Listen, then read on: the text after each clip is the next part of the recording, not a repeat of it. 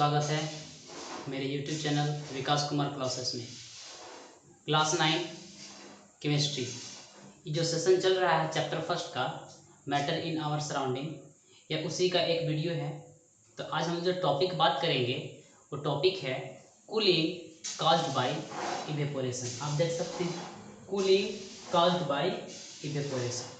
तो आज हम लोग ये जानेंगे कि अगर लिक्विड इवेपोरेट हो रहा है तो वो कूलिंग इफेक्ट कैसे प्रोड्यूस करता है, उसके कारण क्या हैं, उसको हम किस प्रकार से एक्सप्लेन कर सकते हैं, इसके अंदर में छिपा हुआ जो मिस्ट्री है वो क्या है, ये सारी चीज़ें हम लोग आज बात करेंगे। तो सबसे पहली बात ये जानिए कि अगर कोई लिक्विड इवेपोरेट होता है तो कैसे होता है, इवेपोरेशन क्या होता है। तो ये हम लोग पिछले वीडियो में बात कर चुके हैं। अगर आप उसको नहीं देखें हैं तो ज़रूर से ज़रूर देखें। इवेपोरेशन का बहुत अच्छा वीडियो है, आप उसको देखें और समझने की कोशिश करें। इवेपोरेशन क्या है, मैं थोड़ा सा एक उसका शॉर्ट में ब्रीफ डिस्क्रिप्शन बताऊंगा कि अगर कोई लिक्विड वेपर में कन्वर्ट होता है, कोई लिक्विड वेपर में कन्वर्ट होता है even below it's boiling point, क्योंकि एक लिक्विड वेपर में तभी कन्वर्ट होगा जब वो बॉइलिंग पॉइंट पे पहुंचेगा। हम उसको हीट करते हैं, हीट करने के बाद उसका बॉइलिंग पॉइंट पहुंचता है तो फिर उसके पार्टिकल्स वेपर स्टेट में या गैसेस स्टेट में चले जाते हैं। लेकिन ये कोई ज़रूरी नहीं है, कोई भी लिक्विड अपने बॉइलिंग पॉइंट से नीचे भी even below it's boiling point, अपने बॉइलिंग पॉइंट से नीचे भी क्या हो सकता है तो वेपर में कन्वर्ट हो सकता है। इसी प्रोसेस को बोलते हैं इवेपोरेशन। तो छोटा सा बात लिखते हैं यहाँ पे,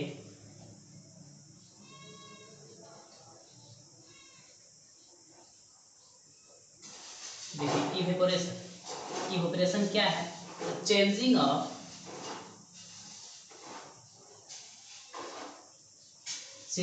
of A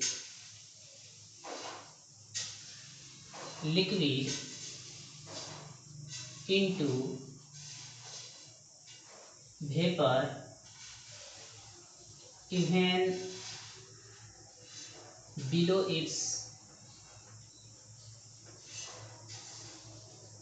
boiling point is called evaporation।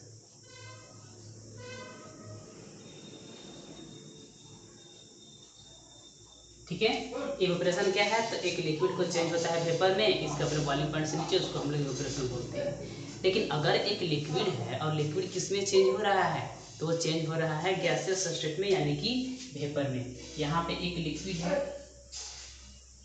इस लिक्विड को चेंज किया जा रहा है, किस में चेंज किया जा रहा है तो वेपर में चेंज किया जा रहा है, इसी को हम लोग गैस भी बोल सकते हैं। ठीक है, तो यहाँ पे क्या हो रहा है तो स्टेट चेंज हो रहा है, इसको हम लोग बोलेंगे क्या है तो ये एक स्टेट चेंज का एग्जांपल है। स्टेट चेंज यानी एक स्टेट से मैटर दूसरे स्टेट में जा रहा है। देखिए यहाँ पे लिक्विड स्टेट से किस में जा रहा है वेपर स्टेट में, यानी कि यहाँ पे स्टेट चेंज को दिखा रहा है। अगर स्टेट चेंज होता है तो लैटेंट हीट जरूर इस्तेमाल होगा, यहाँ पे ये बात याद रखना है। तो हम यहाँ पे बोल सकते हैं कि लिक्विड से क्या हो गया वेपर, तो इसको बोलते हैं latent heat of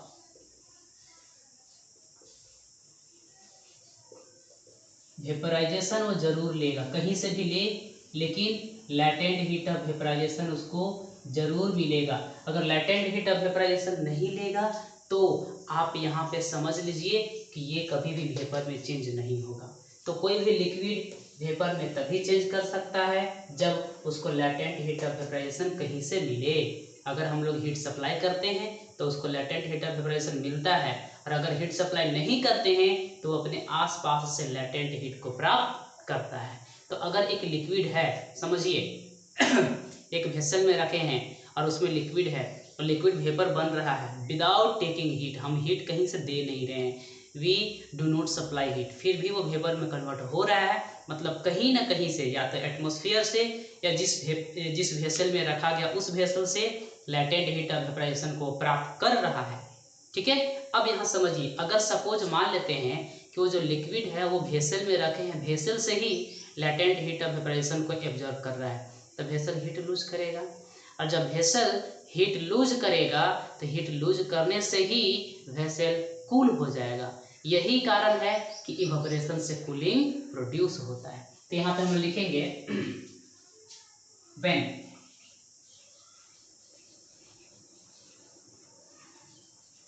a liquid gets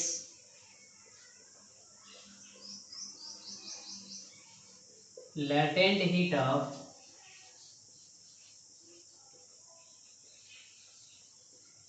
vaporization from its surroundings or from the vessel in which it is kept. It changes into vapor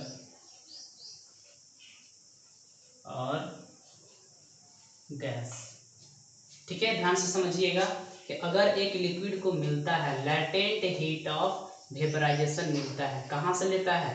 from its surrounding, ये अपने आसपास से ले रहा है, या from the vessel in which it is kept, या तो उस वेसल से ले रहा है जिस वेसल में इसको रखा गया है। इट चेंजेस इनटू वेपर या गैस, इस प्रकार से वो वेपर में या गैस में चेंज होता है। अब बात कीजिए वेसल के बारे में। The vessel losses the heat, यानी कि जो वेसल है वो क्या किया? हीट को लॉस किया, तभी तो लिक्विड गेन किया और वेपर में कन्वर्ट हो गया था। तो यहाँ पे वेसल क्या कर रहा है? हीट को लॉस कर रहा है। So it becomes cool if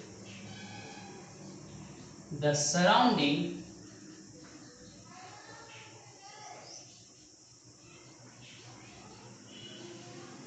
gives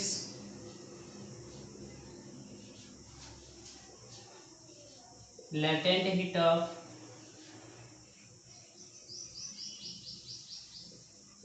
vaporization to liquid, it becomes cooler। ठीक है, यहाँ पे समझिएगा क्या मैंने लिखा कि अगर वेसल हीट को लूज करेगा तो वेसल क्या हो जाएगा? ठंडा हो जाएगा। लेकिन अगर जो हमारा सराउंडिंग है, यानी कि लिक्विड के आसपास का जो जगह है, लिक्विड के आसपास का जो सराउंडिंग है, वो लैटेंट हीट ऑफ वेपराइजेशन दे रहा है किसको? लिक्विड को। तो वो सराउंडिंग कूलर हो जाएगा, यानी कि सराउंडिंग पहले से ठंडा हो जाएगा, क्योंकि अपने सराउंडिंग से हीट निकल करके लिक्विड में गया और लिक्विड वेपर बन करके उड़ गया। तो सराउंडिंग से क्या हो रहा है? सराउंडिंग से हीट लॉस हो रहा है, तो लिक्विड के आसपास का एरिया, आसपास का जो एयर होगा वो ठंडा होगा। यहाँ पे लिख सकते हैं 10 evaporation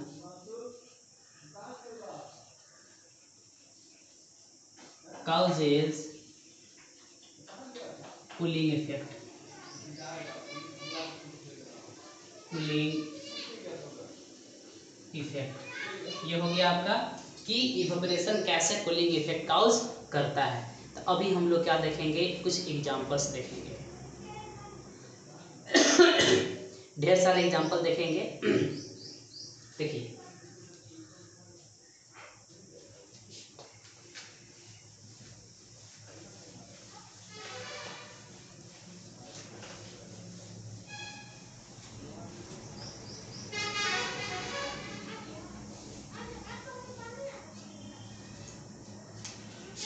examples.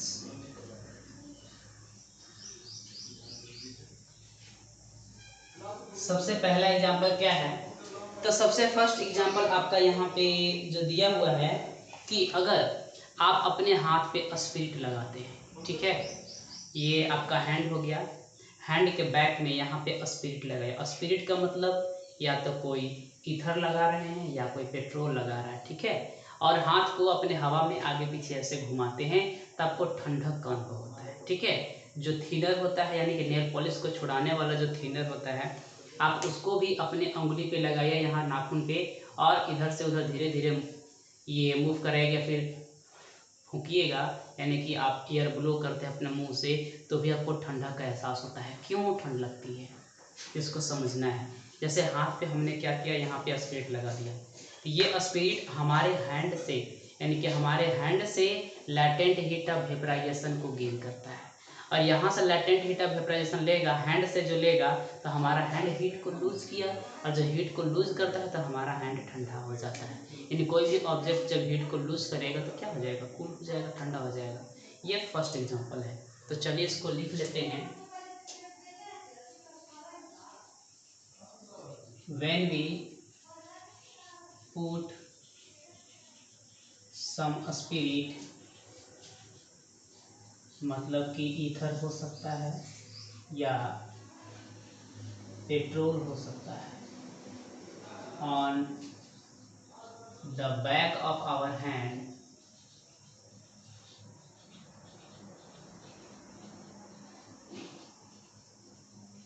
and we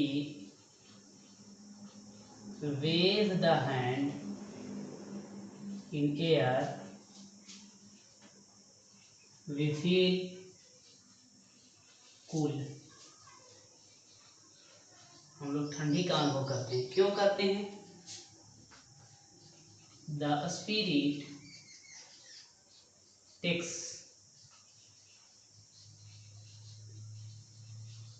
latent heat of vaporization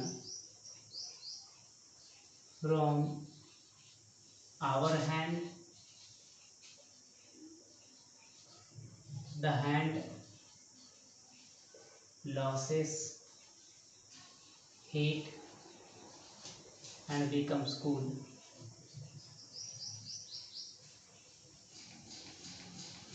चलिए, ये हो गया। सेकेंड एग्जाम्पल देखते हैं। सेकेंड एग्जाम्पल क्या दिया हुआ है?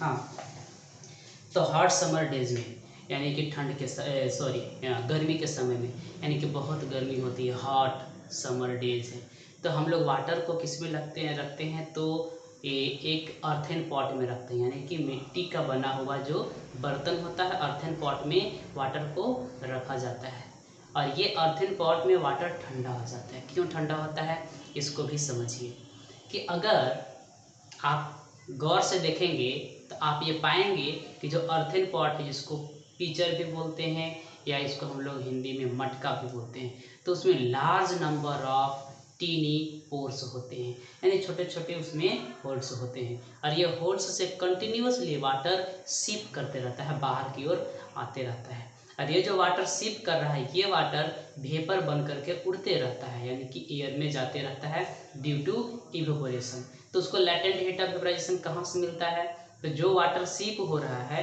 वो वाटर ये लैटेंट हीट ऑफ वेपराइजेशन या तो मटका से लेता है या मटका के अंदर जो वाटर है उससे लेता है, और जिस कारण से वो वेपर में कन्वर्ट होता है। तो मटका या मटके के अंदर का पानी हीट को लूज करता है, जिस कारण से ये ठंडा हो जाता है। ठीक है, तो चलिए यहाँ पे हम इसको लिखते हैं। इन hot summer days, water is kept in earthen pots to make it cool।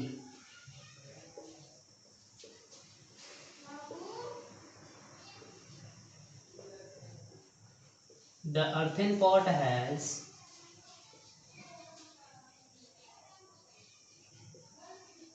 a large number of teeny pores through which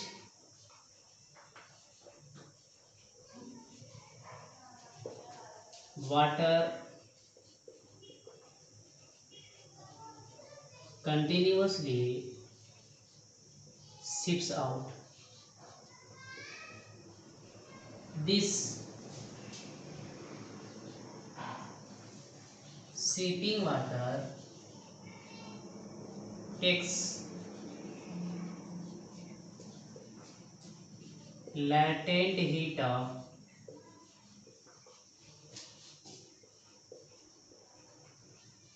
vaporization from the pot and remaining water.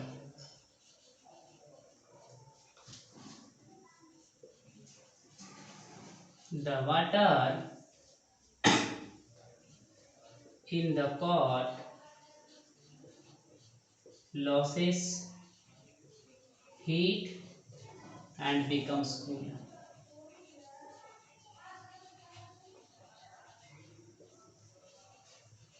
चलिए अगला क्वेश्चन देखते हैं। क्वेश्चन बोल एग्जाम्पल, नेक्स्ट एग्जाम्पल देखेंगे। Next example क्या दिया हुआ है?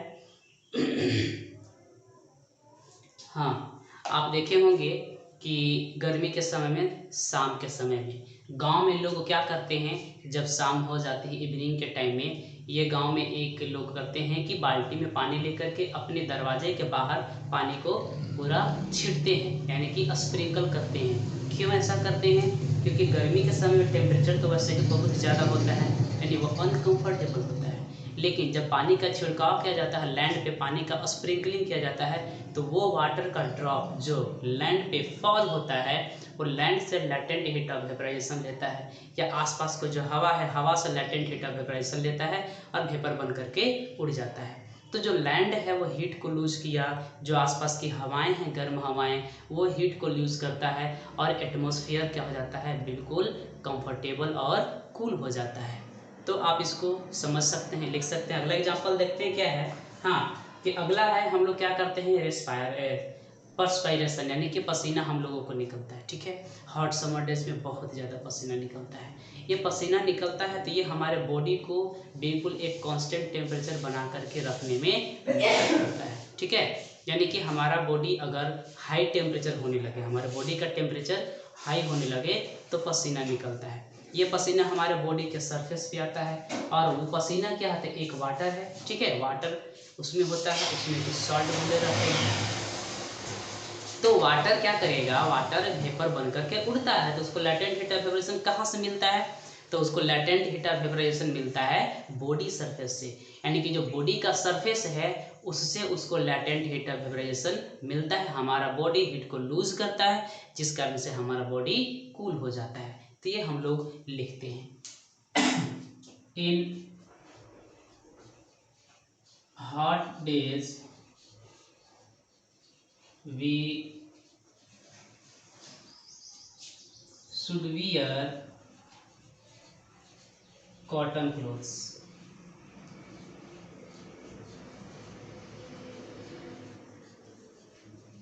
देखिए, यानी कि गर्मी के समय में हमें कॉटन का कपड़ा पहनना चाहिए। ये क्वेश्चन कभी कभी आता है, why should we wear cotton clothes during summer season. Summer season में कॉटन क्लोथ्स क्यों पहनना चाहिए, ये क्वेश्चन आ सकता है। तो इन हॉट डेज, या लिख सकते हैं इन समर डेज या summer season we should wear cotton clothes. क्यों? In summer hot days our body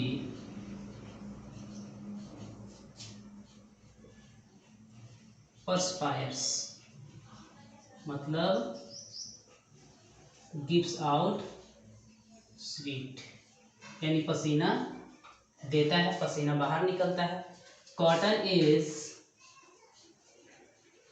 a good absorber of water.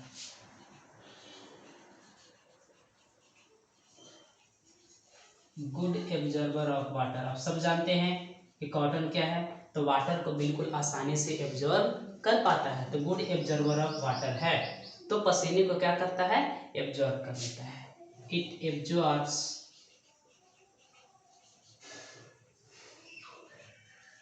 sweat and exposed to air,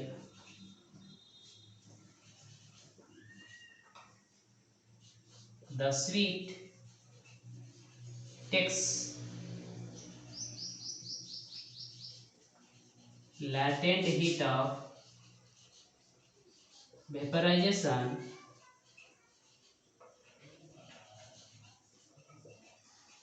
from our body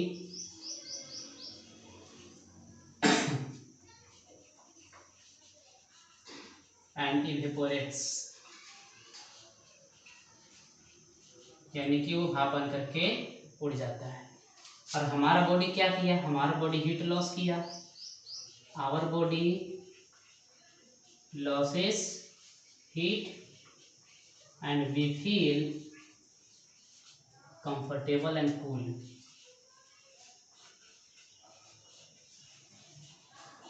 Comfortable and cool, और हम लोग ठंडे का अनुभव करते हैं और आरामदायक लगता है। तो ये था एग्जाम्पल नंबर 3। इसके आगे भी हम लोग बात करेंगे और एग्जाम्पल की बात करेंगे। चलिए आइए।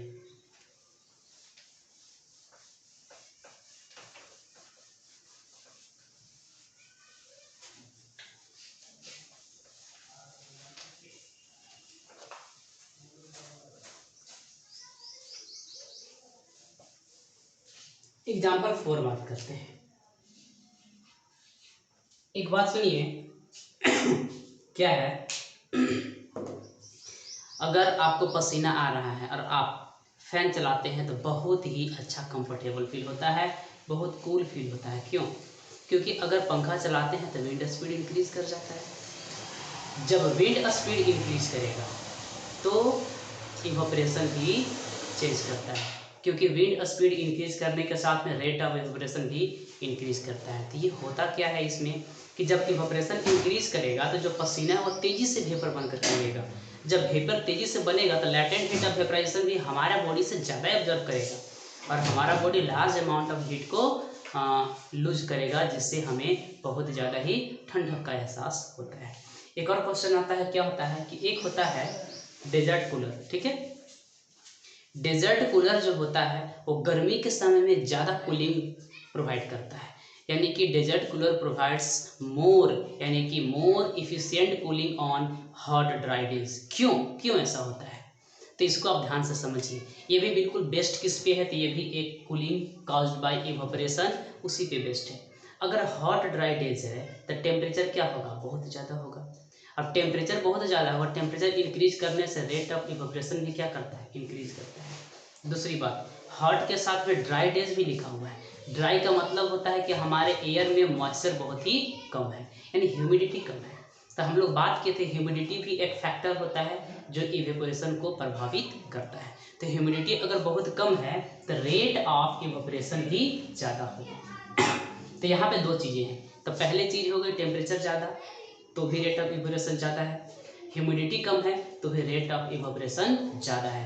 यानी कि जो कूलर के अंदर में जो वाटर रखे हैं, जो वाटर ऊपर से नीचे पाइप से क्या बोलते हैं एक झरने की तरफ फॉल होता है, तो उसका इवेपोरेशन बहुत ज़्यादा होता है। अगर इवेपोरेशन बहुत ज़्यादा होगा, ये इवेपोरेशन के लैटेंट हीट ऑफ इवेपोरेशन कहाँ से मिलेगा, तो एयर से मिलेगा। यानी कि एयर में जितने भी हीट होते हैं वो सारा का सारा यूज किया जा रहा है किसके द्वारा, वाटर के द्वारा इवेपोरेट होने में, जिस कारण से एयर ज़्यादा कूल हो जाता है। रेट ऑफ इवेपोरेशन ज़्यादा होने के कारण ये डेजर्ट कूलर जो है हॉट ड्राई डेज में बहुत ही ज़्यादा कूलिंग इफेक्ट प्रोवाइड करता है। तो चलिए इसको लिख लेते हैं। On hot dry days, a desert cooler provides more cooling effect। क्यों, तो इसका हम लोग एक्सप्लेनेशन यहाँ पे लिखेंगे। एक्सप्लेनेशन, चलिए देखिए। On hot days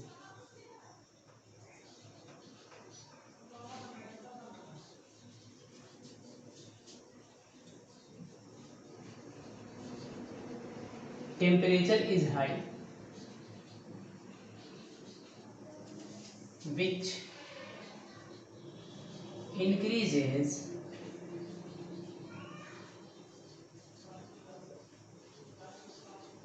the rate of evaporation. Also, on dry days, the humidity in air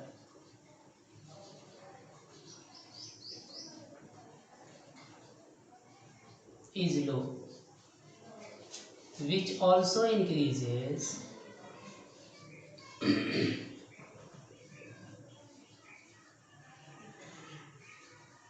the rate of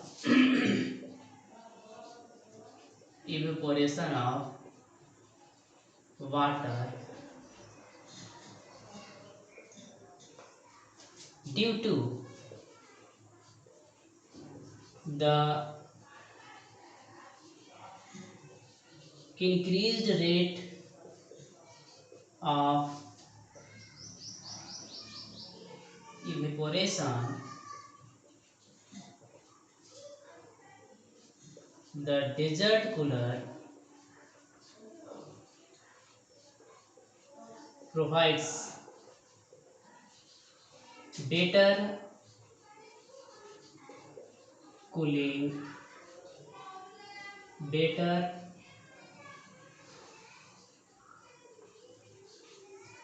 cooling effect on hot and dry days. चलिए, ये हो गया डेजर्ट कूलर के बारे में। एक और यहाँ पे बहुत ही कॉमन एग्जांपल है, वेरी वेरी कॉमन एग्जांपल क्या है समझिए। अगर आपको गर्म चाय दिया जाए या गर्म दूध दिया जाए, आपको सिप करना है, यानी कि आप उसको पीना चाहते हैं। एक कप में दिया जाए, दूसरा एक क्या सॉसर में दिया जाए, यानी कि प्लेट में दिया जाए, तो प्लेट में पीना ज़्यादा आसान होता है और कप में पीना आसान नहीं होता है, क्योंकि वो बहुत गर्म है। इसके पीछे रीजन क्या है? तो बहुत ही सिंपल सा बात है। अगर ये सॉसर है तो कुछ इस प्रकार का होगा, ये प्लेट बोलते हैं या फिर इसको सॉसर बोलते हैं, और कप कुछ इस प्रकार का होता है, ये कप हो गया, ठीक है। तो आप देखेंगे ये जो कप का जो सरफेस एरिया है, ये ऊपर का सरफेस एरिया कप का कम है, लेकिन यहाँ पे जो आप लिक्विड भरे हैं उस लिक्विड का जो ऊपर का जो सरफेस एरिया होगा, ये सरफेस एरिया ज़्यादा है। यहाँ पर लिख सकते हैं मोर सरफेस एरिया, मोर सरफेस एरिया। और यहाँ पे क्या है? यहाँ पे लेस सरफेस एरिया, यानी कि सरफेस एरिया इसमें लेस है और इसमें सरफेस एरिया मोर है। अगर सरफेस एरिया ज़्यादा है, आप पढ़े हैं कि surface area is also a factor of rate of evaporation, यानी इवोपरेशन को प्रभावित करने वाला एक कारक है, फैक्टर है सरफेस एरिया। अगर सरफेस एरिया ज़्यादा है तो ज़्यादा तेज़ी से इवोपरेट होगा, यानी कि इस जगह पे इवोपरेशन ज़्यादा होगा और कप के केस में इवोपरेशन क्या होगा? कम होगा। ठीक है, तो चलिए यहाँ पे समझिए, इवोपरेशन ज़्यादा होगा मतलब कि ये जो लैटेंट हीट ले रहा है वो ज़्यादा तेज़ी से यूज कर रहा है, और लैटेंट हीट अगर ज़्यादा लूज करेगा तो कूलिंग जल्दी हो जाएगा, और ये क्या होगा? लैटेंट हीट धीरे धीरे लेगा, यानी कि इवोपरेशन कम हो रहा है, धीरे धीरे हो रहा है, तो इसको टाइम लगेगा ठंडा होने में, इसीलिए कप से सिप करना डिफिकल्ट होता है इन कंपेरिजन टू सॉसर। ठीक है, तो इसको लिख लेते हैं। देखिए in sipping hot tea or milk it is easier to sip from saucer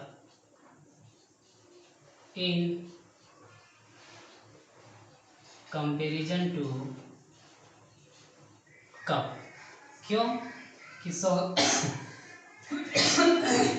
saucer has large surface area which increases the rate of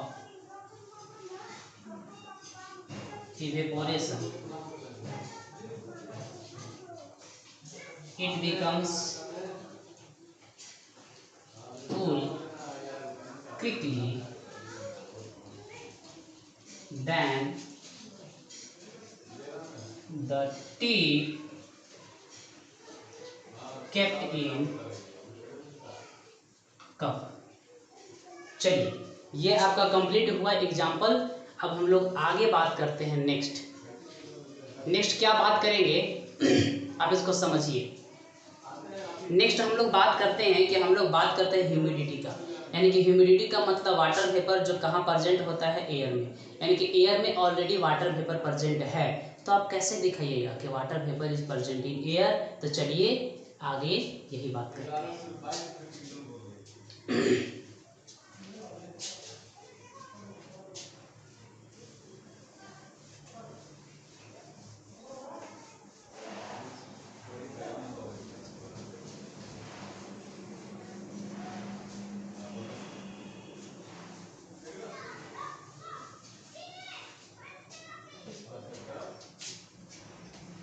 To show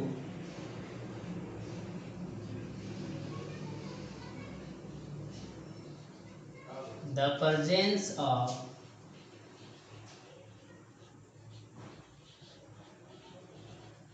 water vapor in air. To show the presence of water vapor in air. ठीक है, तो कैसे show करते हैं आप देखिए। करना क्या है कि एक स्टील ग्लास टम्बलर लेना है, यानी कि स्टील का ग्लास लेना है। ये जो स्टील का ग्लास होगा बिल्कुल सूखा होना चाहिए, यानी कि ड्राई, इसमें किसी भी प्रकार का वाटर नहीं होना चाहिए, ड्राई होना चाहिए। अब इसके ऊपर में हम लोग क्या करेंगे, क्रस्ट आइस रख देंगे। ठीक है, यहाँ पे क्या करना है, क्रस्ट आइस को रख देना है।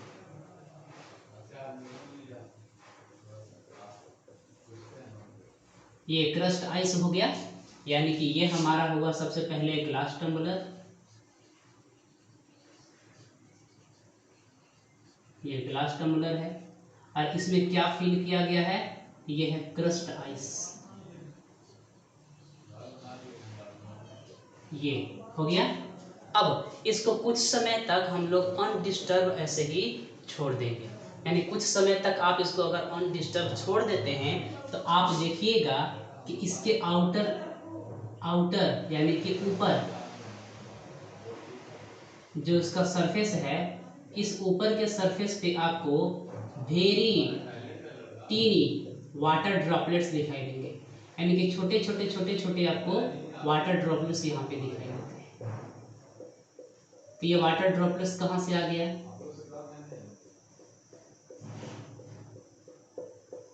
ये सब सारे क्या हैं, टीनी वाटर ड्रॉपलेट्स। ये टीनी वाटर ड्रॉपलेट्स हैं। ठीक है, अब यहाँ पे ध्यान से समझिए कि ये टीनी वाटर ड्रॉपलेट्स आ कहाँ से गया। तो क्या ये अंदर में जो आइस रखे हैं, आइस से सीपेज होकर के बाहर निकल गया। अरे भाई कैसा सीपेज होगा, ये ग्लास का टम्बलर है ना। ठीक है, यानी कि ग्लास जो है वो बिल्कुल क्या है, स्टील का बना हुआ, या हो सकता है आप प्लास्टिक का भी ले सकते हैं। तो क्या उसमें पोर्स होते हैं, क्या उसमें छोटे छोटे पोर्स हैं जो अंदर से आइस सिप करके बाहर निकल गया। तो बिल्कुल नहीं, उसमें किसी भी प्रकार का कोई पोर्स नहीं है। वो कहाँ से आया है, तो हमारे एयर में जो मॉइस्चर प्रेजेंट है, ठीक है, ये मॉइस्चर जा करके इस ठंडे, यानी कि ये जो सरफेस है ये कैसा है, ये बिल्कुल कोल्ड सरफेस हो गया, कोल्ड सरफेस है। यानी कि बहुत ही ठंडा सरफेस है, कोल्ड सरफेस है। इस कोल्ड सरफेस से आकर के वो जो वेपर है, जो एयर में वाटर वेपर प्रेजेंट है, आकर के टकराता है और टकराने के बाद कंडेंस हो जाता है। कंडेंस होने के बाद वही हवा वाला जो वाटर वेपर है कंडेंस होकर के टीनी ड्रॉपलेट्स के फॉर्म में दिखाई देता है। तो इससे ये पता चलता है कि वाटर वेपर एयर में प्रेजेंट है।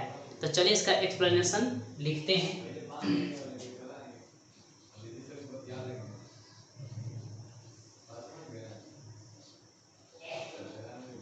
We take a steel glass tumbler and fill it with crushed ice.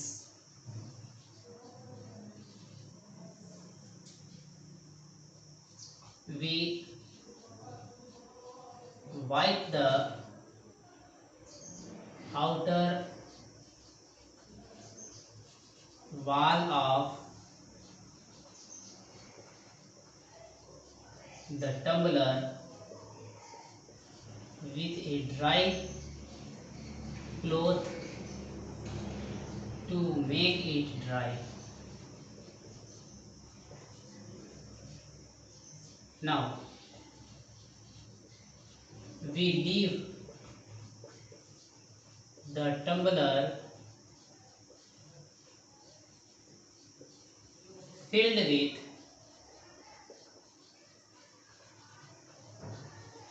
crushed ice undisturbed for about 5 minutes.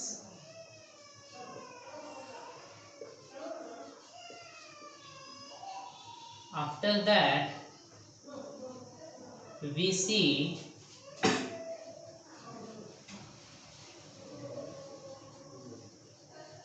a large number of teeny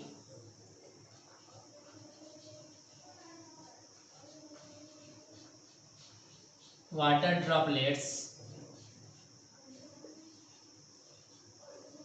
appearing on the outer wall of the tumbler.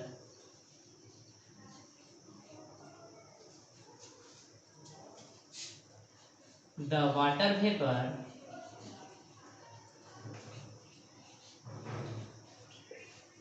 present in air comes into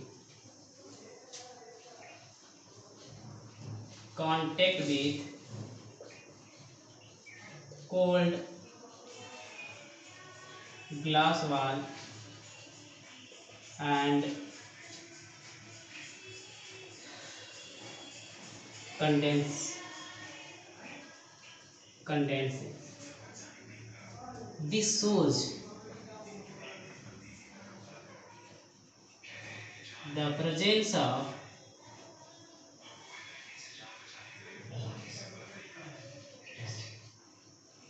water vapor in air. तो चलिए इससे ये पता चलता है कि हाँ water vapour air में होता है। तो इसका एक्सप्लेनेशन था, आप इसको चाहें तो नोट डाउन कर सकते हैं। आगे हम लोग बात करेंगे two more states of matter, यानी कि हम लोग जानते हैं कि मैटर का कितना स्टेट होता है, तो मैटर का 3 स्टेट होता है, लेकिन साइंटिस्ट लोग का कहना है कि मैटर का 5 स्टेट होता है। तो चलिए वही बात करते हैं। 2 मोर states of matter, 2 more states of matter यानी कि 2 अलग। तो पहला है, आपका पता है कि सॉलिड स्टेट तो होता ही है, लिक्विड स्टेट तो जानते ही हैं, और एक गैसियस स्टेट, ये भी जानते हैं। आज हम लोग बात करेंगे दो नया स्टेट। तो फर्स्ट को बोलते हैं plasma, first one is known as plasma and second one known as BEC. BEC क्या है? इसको बोलते हैं बोस आइंस्टीन कंडेंसेट। ये है बोस आइंस्टीन कंडेंसेट। तो चलिए इसके बारे में हम लोग बात करते हैं एक एक करके। तो सबसे पहले बात करेंगे किसके? तो प्लाज्मा, प्लाज्मा के बारे में बात करते हैं। देखिए प्लाज्मा क्या होता है। तो प्लाज्मा कोई अभी तक ये दोनों स्टेट के बारे में, यानी कि प्लाज्मा और दूसरा क्या है बीईसी यानी कि बोस आइंस्टाइन कंडेंसेट के बारे में बहुत ही ज़्यादा डिटेल नॉलेज नहीं है, बस थोड़ी थोड़ी जानकारी है। तो इसी के बारे में हम भी यहाँ जानने की कोशिश करते हैं। तो सबसे पहले है प्लाज्मा क्या होता है। ये एक मिक्सचर है। किसका मिक्सचर है? तो फ्री इलेक्ट्रॉन्स का, ठीक है, यानी कि इलेक्ट्रॉन फ्री हैं और उसके साथ में कुछ आयंस भी हैं, यानी कि mixture of free electrons and ions is known as plasma. बहुत सिंपल सा बात। तो यहाँ पे लिखेंगे द मिक्सचर ऑफ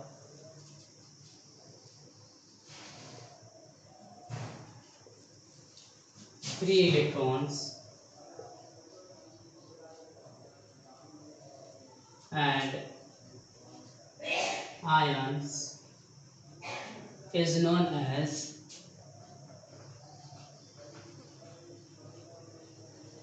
प्लाज्मा। ये हो गया, यानी कि एक मिक्सचर है फ्री इलेक्ट्रॉन्स का और आयंस का। तो ये नेचुरली मिलता कहाँ है? सबसे पहले ये जानेंगे कि नेचुरली कहाँ मिलता है। तो सारे स्टार्स, सबको पता है कि स्टार्स का अपना खुद हीट होता है, खुद लाइट होता है, यानी कि स्टार्स वैसे हेवनली बॉडीज होते हैं जिनका अपना लाइट और अपना हीट होता है। तो सारे स्टार्स इंक्लूडिंग सन, ठीक है, तो सब में क्या होता है? तो प्लाज्मा पाया जाता है। यानी कि स्टार्स में इतना ज़्यादा टेम्परेचर होता है जिसके कारण में उसके अंदर में जो कुछ भी गैस है, ठीक है, तो स्टार्स जनरली देखा जाता है स्फीयर या ह्यूज स्फीयर ऑफ गैसेस, यानी कि गैस का गोला होता है। तो गैस का जो मॉलिक्यूल्स है या गैस का जो एटम्स है उसमें से इलेक्ट्रॉन निकल करके बाहर आ जाते हैं due to high temperature. High temperature के कारण जो स्टार्स हैं उसके एटम से या मॉलिक्यूल से जो उसका गैस है उस गैस से इलेक्ट्रॉन्स निकल करके बाहर आ जाते हैं, यानी कि वो इलेक्ट्रॉन क्या हो जाते हैं? तो वो इलेक्ट्रॉन फ्री इलेक्ट्रॉन हो जाते हैं। यानी कि जब एटम से बाहर निकलेंगे तो उसको बोलेंगे फ्री इलेक्ट्रॉन्स। और अगर किसी एटम से अगर इलेक्ट्रॉन्स बाहर निकल जाता है तो एटम चार्ज बन जाता है, उसको हम लोग आयंस कहते हैं, ठीक है। तो फ्री इलेक्ट्रॉन्स बाहर निकल गए, उसके साथ साथ में क्या एटम्स बन गया? तो एटम्स आयंस बन गए। इसी के मिक्सचर को प्लाज्मा कहा जाता है। तो इट नेचुरली अकर्स, आप लिख सकते हैं इट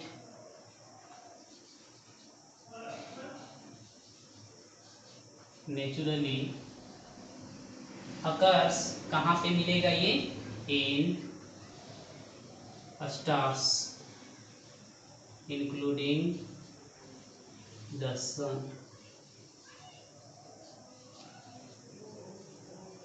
ये देखिए, यानी कि यह स्टार्स में मिलेगा, ठीक है। तो जनरली स्टार्स क्या होते हैं? Stars are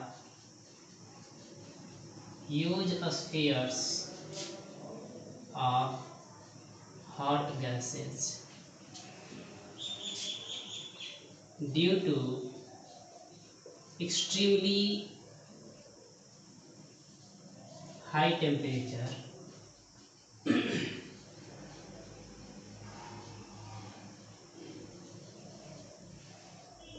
due to extremely high temperature, जो हाई टेम्परेचर के कारण the atoms of gases lose their electrons and form ions. These ions and free electrons make the fourth state of matter called plasma, जिसको plasma कहते हैं।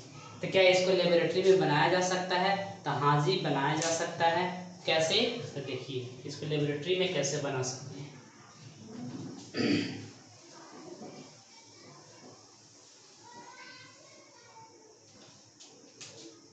In laboratory,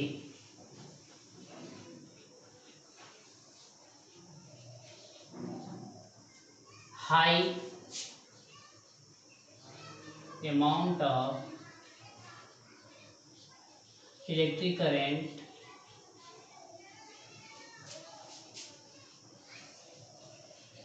is passed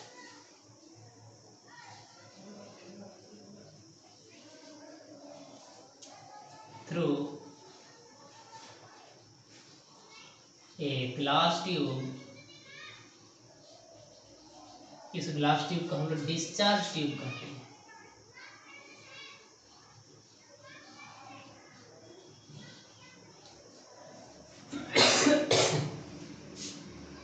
containing a gas under very low pressure। देखिएगा ध्यान से समझिए, laboratory में अगर बहुत ही high amount of electric current यानी कि बहुत ही अधिक मात्रा में इलेक्ट्रिक करंट को पास कराते हैं, किससे? तो एक ग्लास ट्यूब से, जिसको डिस्चार्ज ट्यूब कहा जाता है। इसमें क्या भरा रहता है? तो gas under very low pressure, यानी कि प्रेशर उसके अंदर बहुत कम है। प्रेशर कम है मतलब क्या? कि गैस बहुत ज़्यादा नहीं है, गैस बहुत ही कम फिल किया गया है, तो ये प्लाज्मा में कन्वर्ट हो जाता है। The gas forms plasma. ठीक है, तब प्लाज्मा का फॉर्मेशन हो जाता है। चलिए आगे देखते हैं। यहाँ पे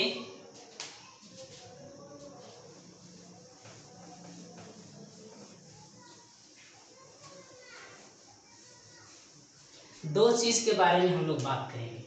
सबसे पहला बात करेंगे, एक है फ्लोरोसेंट ट्यूब। ठीक है, फ्लोरेसेंट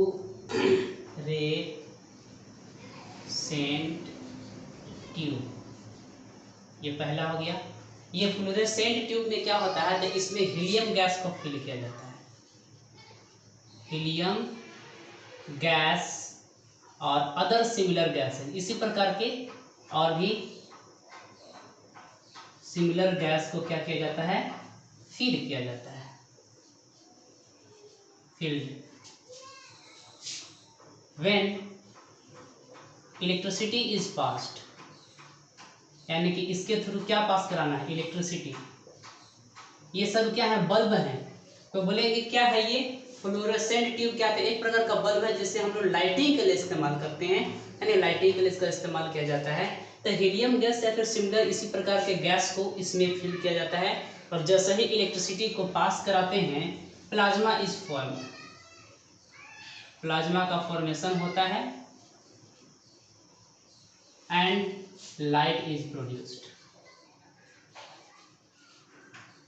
और फिर लाइट आपको दिखाई देगा कि हाँ लाइट निकल रहा है। दूसरा होता है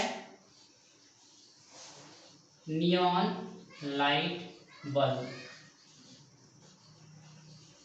नियॉन लाइट बल्ब, जैसे कि नाम से पता चल रहा है कि इसमें किस गैस को भरा जाता है, तो इसमें नियॉन गैस को भरा जाता है। Neon gas is filled. अब इसमें भी इलेक्ट्रिसिटी को पास कराइए, जब इलेक्ट्रिसिटी को पास कराएंगे तो कलरफुल लाइट आपको दिखाई देगा। ऑन पासिंग इलेक्ट्रिसिटी,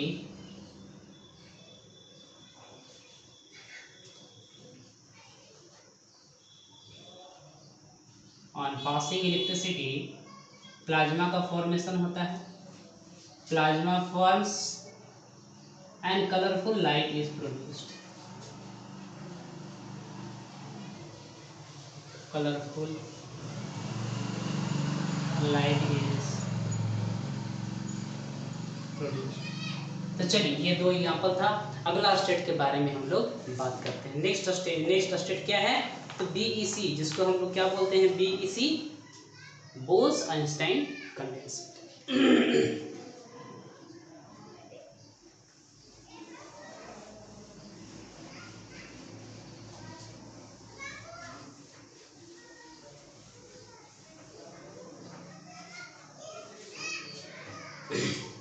सेकेंड है बीईसी यानी कि बोस आइंस्टीन कंडेंसेट। ये है बोस आइंस्टीन कंडेंसेट। तो जैसे नाम से पता चल रहा है, यहाँ पे एक इंडियन साइंटिस्ट है, एक इंडियन साइंटिस्ट, इनका नाम था, क्या नाम था देख लेते हैं। नाम है सत्येंद्र नाथ बोस। सत्येंद्र नाथ बोस। और दूसरा कौन है? एक साइंटिस्ट और है जिसका आप सबको जानते हैं। अदर साइंटिस्ट कौन है? Albert Einstein. ठीक है, ये दोनों को जो कुछ भी डिस्कवरी किए थे इसी के बेसिस पे, यानी कि इसी के बेसिस पे, यानी कि ये इनका जो डिस्कवरी था, जो इनका इन्वेंशंस था,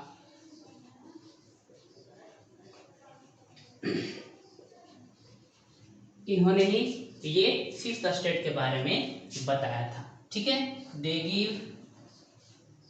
दे gave fifth state of matter called BEC. ठीक है, अब यहाँ पे एक बात ये है कि सत्येंद्र नाथ बोस ने कुछ कैलकुलेशंस किया था, और इसी कैलकुलेशंस के बेसिस पे, इसी के कैलकुलेशन के, इनके डिस्कवरी के बेसिस पे आइंस्टाइन ने क्या किया, उनको और ज़्यादा फॉर्मुलेट किया। ठीक है, यानी कि फिफ्थ स्टेट पे existence of new state of matter, जिसको बीईसी बोलते हैं, आइंस्टाइन ने बताया कि हाँ एक हो सकता है, एक अलग प्रकार का। तो कैसे होगा, किसको बोलते हैं? Bose Einstein condensate. तो एक गैस लेना है, समझिएगा, एक गैस लेना है, वैसा गैस लेना है कि जिसका टेम्परेचर, जो एक जनरल एयर होता है, एयर के टेम्परेचर का उसके डेंसिटी का 1,00,000वां भाग, यानी कि एयर का अगर डेंसिटी कुछ भी है उसके 1,00,000वां भाग, यानी डेंसिटी बहुत ही कम होना चाहिए, उस गैस को सिलेक्ट करना है और उसको कूल करना है, बहुत ही ठंडा करना है। बहुत ठंडा करने का मतलब क्या हो गया? एक होता है जिसको बोलते हैं हम लोग 0 केल्विन। समझिए पहले, 0 केल्विन, 0 केल्विन, ओके नहीं लिखा हुआ, ये है 0 केल्विन। ठीक है, 0 केल्विन सबसे सबसे सबसे कम टेम्परेचर है, इससे कम टेम्परेचर पॉसिबल नहीं है, तो इसको बोलते हैं एब्सोल्यूट टेम्परेचर। ठीक है, एब्सोल्यूट लो टेम्परेचर। इस टेम्परेचर पे ठंडा किया गया तो जो गैस डेंसिटी बिल्कुल एयर के डेंसिटी का 1,00,000वां भाग था, तो ये जाकर के क्या बन गया, एक नया स्टेट का फॉर्मेशन किया, जिसको बीईसी कहते हैं। तो ठीक है, अब इसको लिख सकते हैं। यहाँ पे क्या लिखा हुआ है कि when a gas whose density is 100,000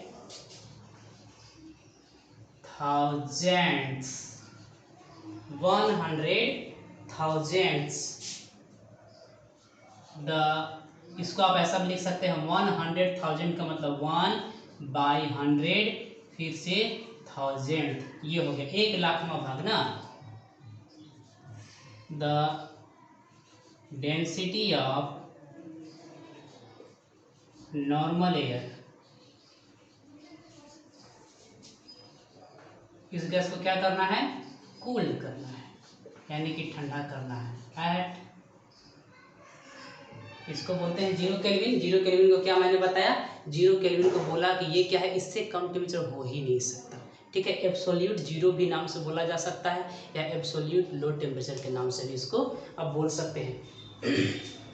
at super low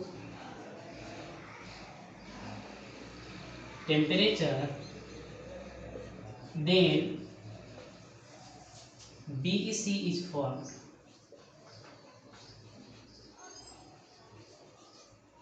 It is called the fifth state of